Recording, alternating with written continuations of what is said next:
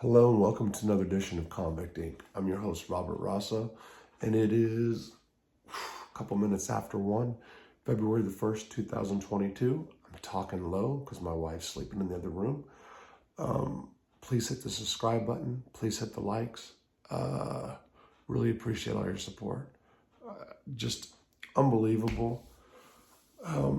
Man, I can't say it enough. Did a video that was posted earlier about the Emmy. I can't stand it. The delivery was horrible. I apologize. It's just how I feel. Anyway, that said, let me address one more thing. Exactly 16 people in the last 72 hours have asked me where they can send money to donate money.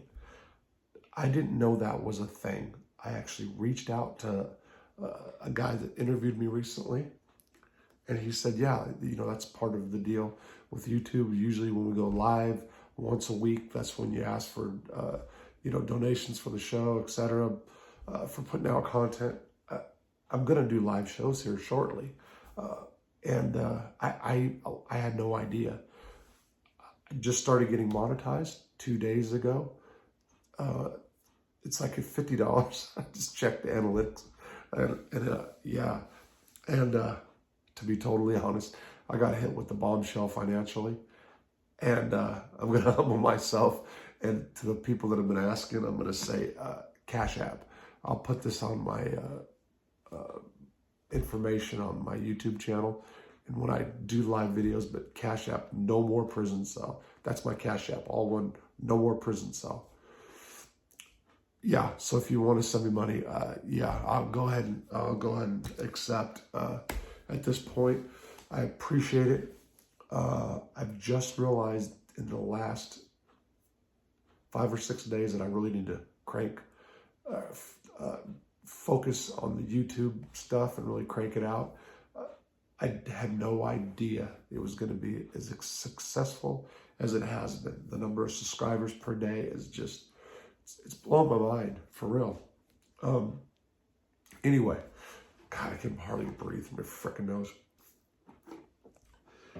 The video I did with the Emmy today, if you guys have seen it, it's in front of a little house built in 1910.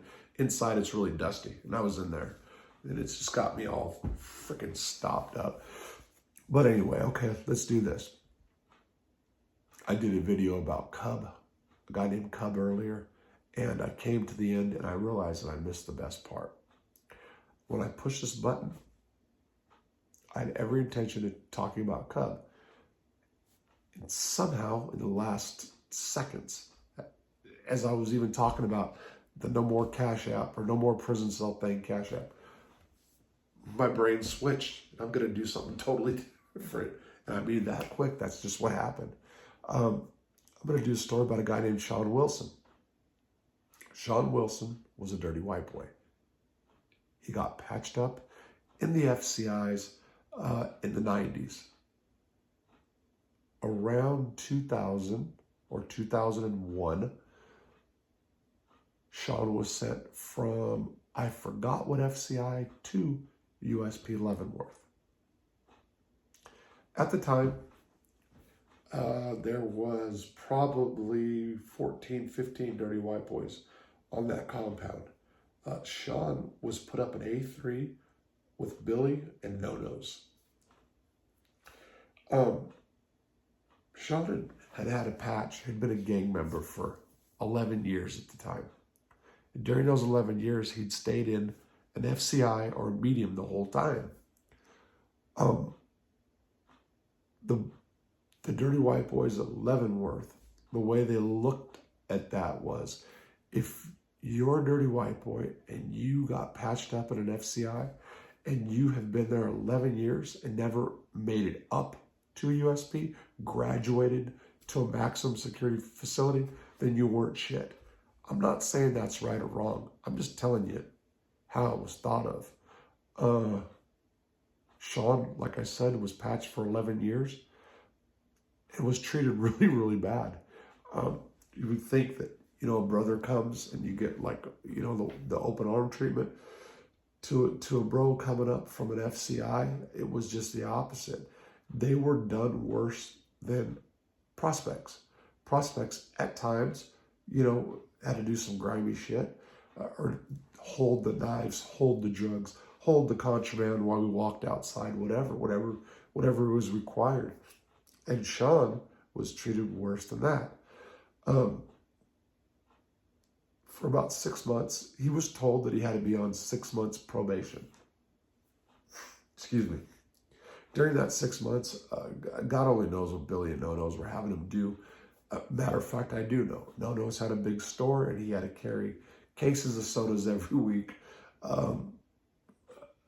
run messages outside for Rick about No-Nos, about a store list and stuff. They ran this guy hard.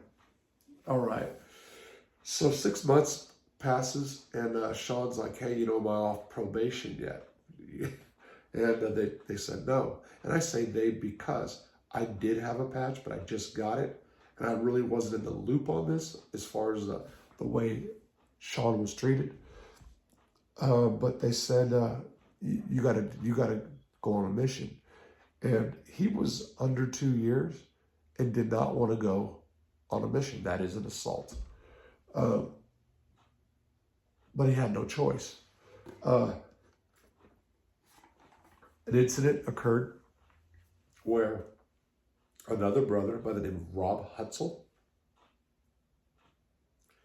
had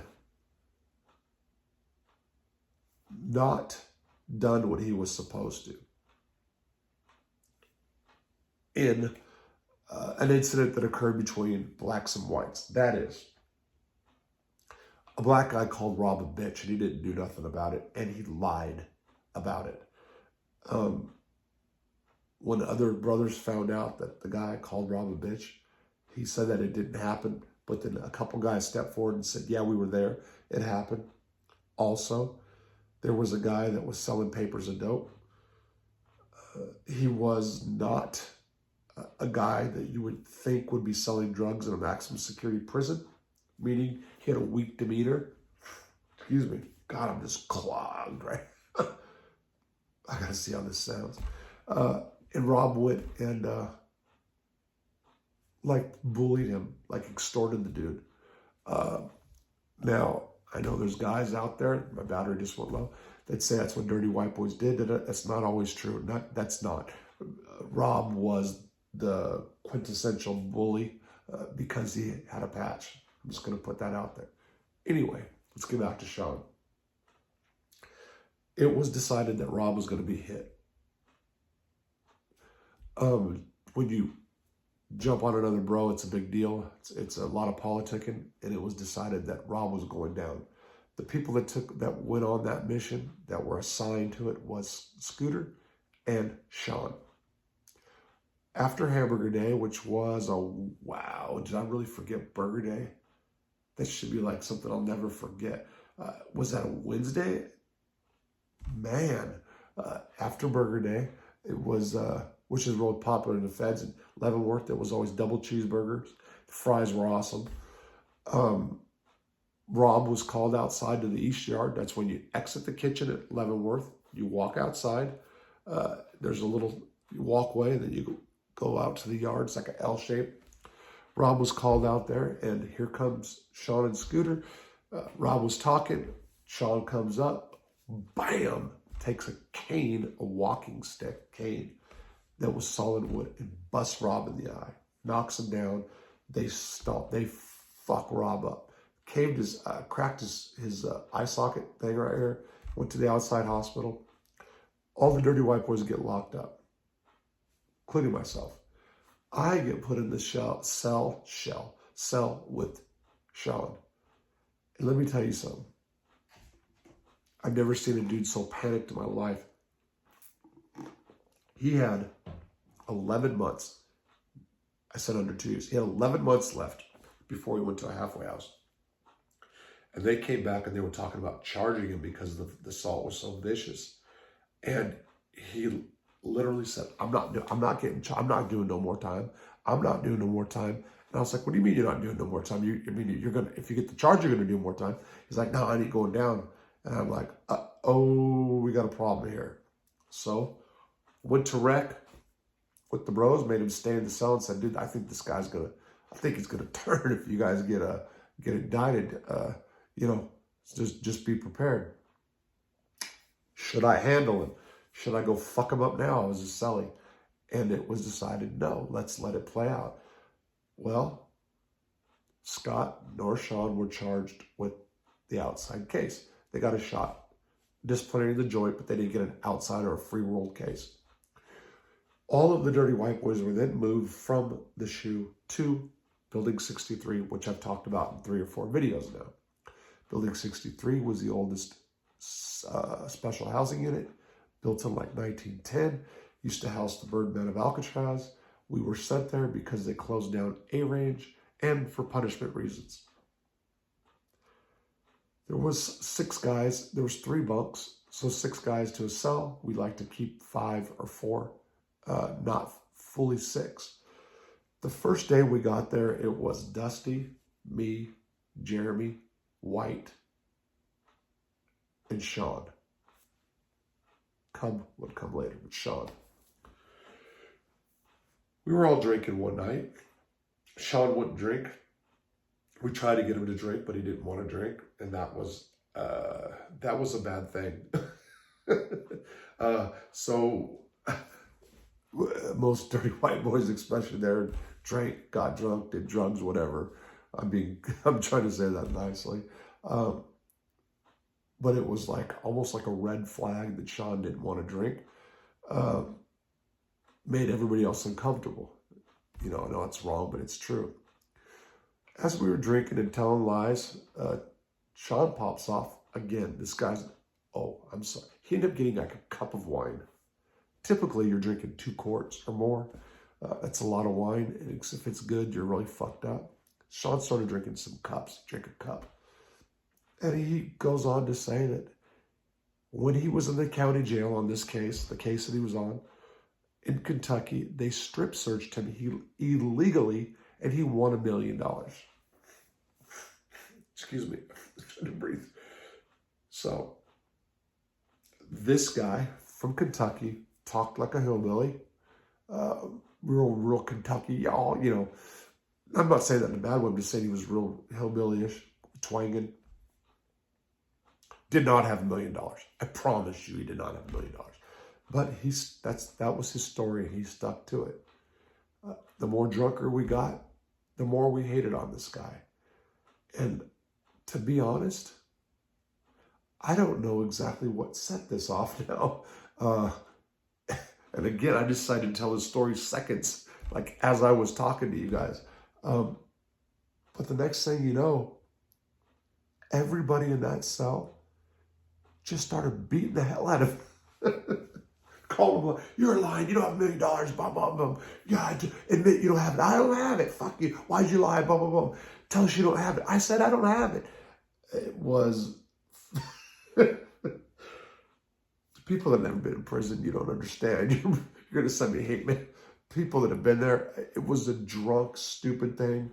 The poor bastard goes on a fucking hit. He doesn't want to go on, worried about losing his time. And, all he did is tell lies like everybody else. But it was such a stupid lie. And you just knew that this never happened. Plus, I know a lot about the law, federal law.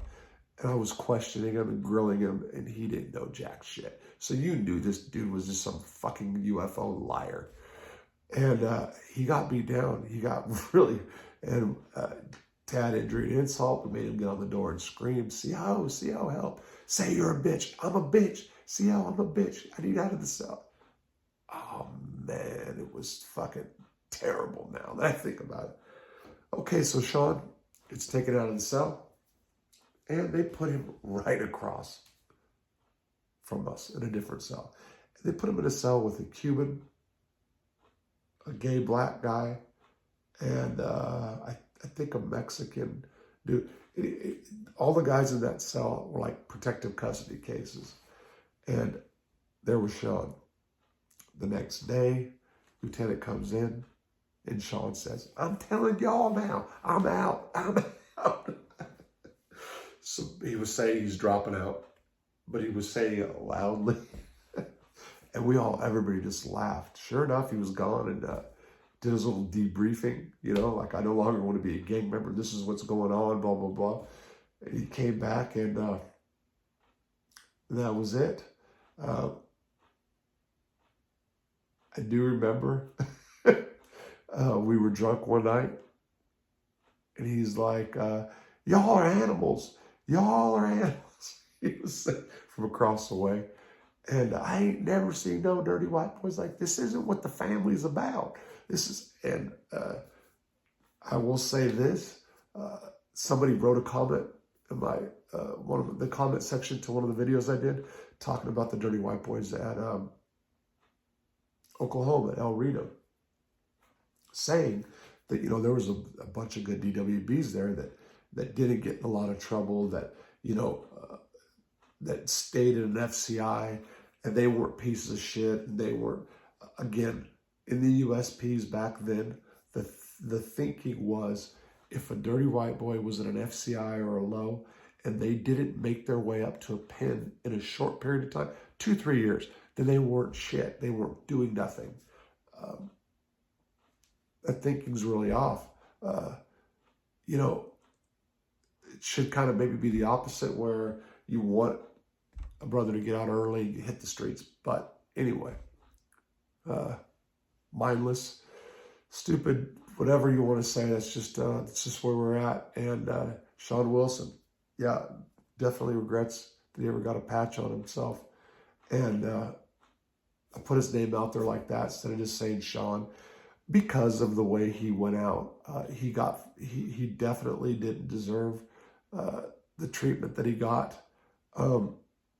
But not only did he, drop out publicly and saying that I'm done, but he continued every time we did something. He was telling, like, openly, hey, CO, I think they got a knife in the cell. It was like, he became like, so more than likely he was a rat somewhere else before. So for that reason, I don't care about putting him out there. Anyway, long time ago, 2001, story about Sean Wilson, how a guy that was a patched up member of the Dirty White Boys for 11 years in an FCI went to USP and didn't make it but a few months before he dropped out, tapped out, whatever you want to say. There's the story.